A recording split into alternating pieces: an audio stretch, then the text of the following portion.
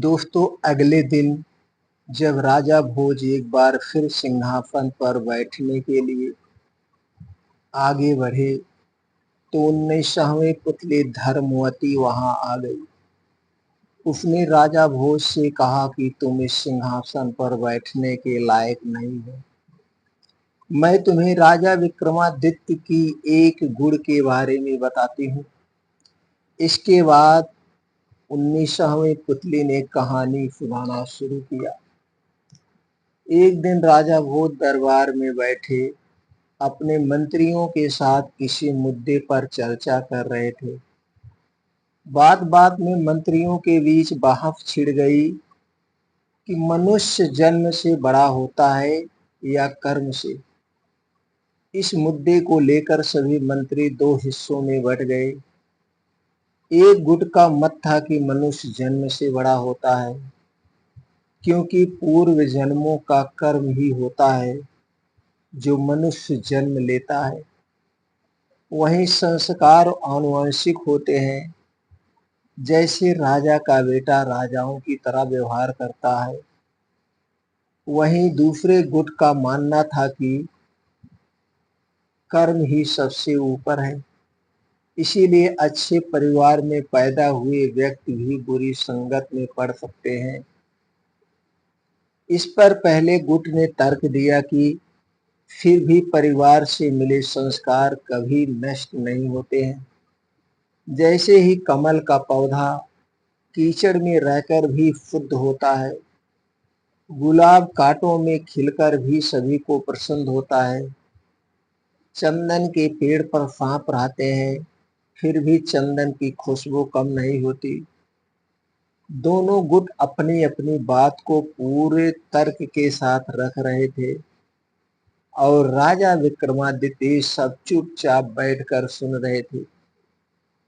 बात को बढ़ता देख उन्होंने कहा कि वो इसका फैसला एक उदाहरण के साथ करेंगे। उन्होंने तुरंत आदेश दिया कि जंगल से शेर का बच्चा पकड़कर लाया जाए। राजा का आदेश मिलते ही सैनिक जंगल से शेर का नवजात बच्चा उठाकर ले आए।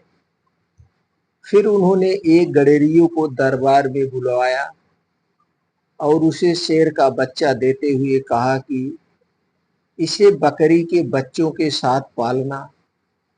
गडेरिये की समझ में कुछ नहीं आया, लेकिन राजा के आदेश को न मानना उसके बस में नहीं था। इसीलिए शेर के बच्चे को साथ ले गया और बकरी के साथ पालने लगा। उसे भी भूख लगने पर बकरियों को दूध ही पिलाया जाता था। कुछ और बड़ा होने पर वो दूध तो पीता रहता, लेकिन हरी घास और पत्तियों की तरफ देखता भी नहीं। वह पत्तियों की तरफ देखता भी नहीं था, ना खाता था। एक दिन राजा विक्रमादित्य ने गडेरियो को महल में बुलवाया और शेर के बच्चे के बारे में पूछा।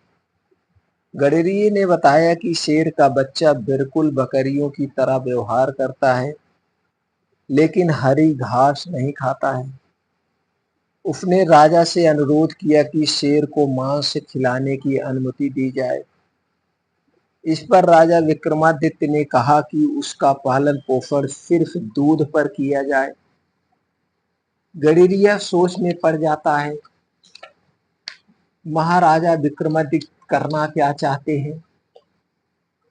उसे समझ नहीं आ रहा था कि महाराजा एक मांसाहारी जीव को शाकाहारी क्यों बनाना चाहते हैं। यही सोचता सोचता वो घर को लौट गया। शेर का बच्चा अब काफी बड़ा हो गया था। वह अब दूध के साथ साथ कभी कभी ज्यादा भूख लगने पर घास भी खा लेता था और शाम होते ही अन्य बकरियों की तरह उसे भी बाड़े में बंद कर दिया जाता था और वो भी चुपचाप बकरियों के साथ बाड़े में आराम से बैठ जाता था। एक दिन जब शेर का बच्चा अन्य बकरियों के साथ हरी घास चर रहा था, तो पिंजरे में बंद एक शेर को लाया गया। शेर को देखते ही सारी बकरियां डर कर भागने लगी, तो शेर का बच्चा भी डर कर भाग खड़ा हुआ। उसके बाद राजा ने गडेरियो को आदेश दिया कि अब शेर के बच्चे को अलग रखा जाए और भूख लगने पर उसके सामने खरगोश को छोड़ दिया जाए।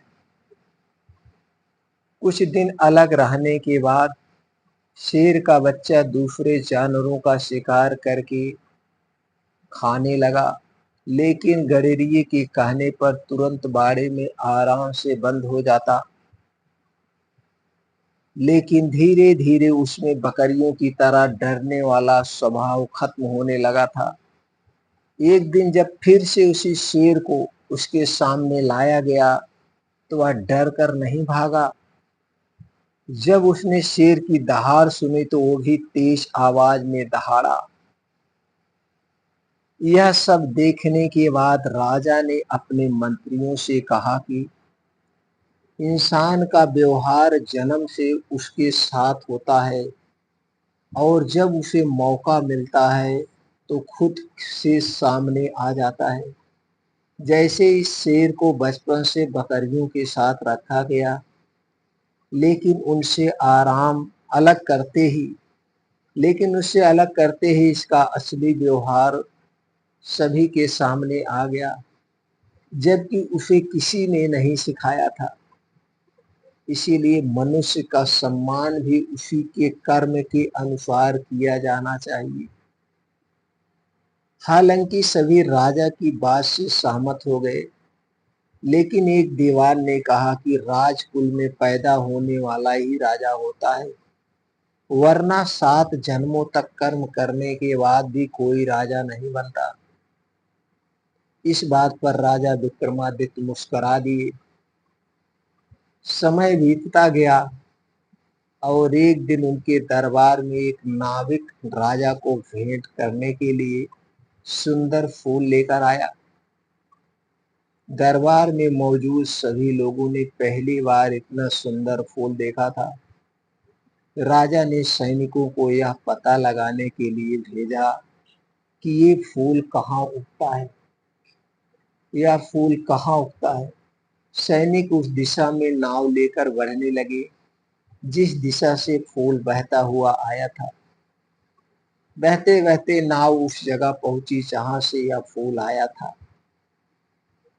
वहां का दृश्य देखकर सैनिक हैरान रह गए। वहां एक पेड़ से योगी उल्टा लटका हुआ था और जंजीरों से जकड़ा हुआ था। जंजीरों के जकड़ने के कारण उसके शरीर पर गहरे घाव बन गए थे। उन घावों से खून टपक रहा था, जो नदी में गिरते ही लाल रंग में फूलों में बदल जाता था। वहीं पास में कुछ साधु बैठकर तपस्या कर रहे थे। यह सब देखने के बाद सैनिक फूल लेकर दरबार लौट आया और सारा किस्सा राजा को बताया। यह सब सुनने के बाद राजा विक्रमादित्य ने उस दीवान की तरफ देखा जिसने कहा था कि राजा का बेटा ही राजा बनता है। जिस मंत्री ने कहा था राजा का बेटा ही राजा बनता है, महाराज ने उस दीवान को समझाया कि उस उल्टा लटका योगी मैं हूं और वहां जो सन्यासी थे वो तुम सब दरबारी हो। ये मेरे पुनर्जन्म के कर्म ही हैं जो इस जन्म में राजा हूं।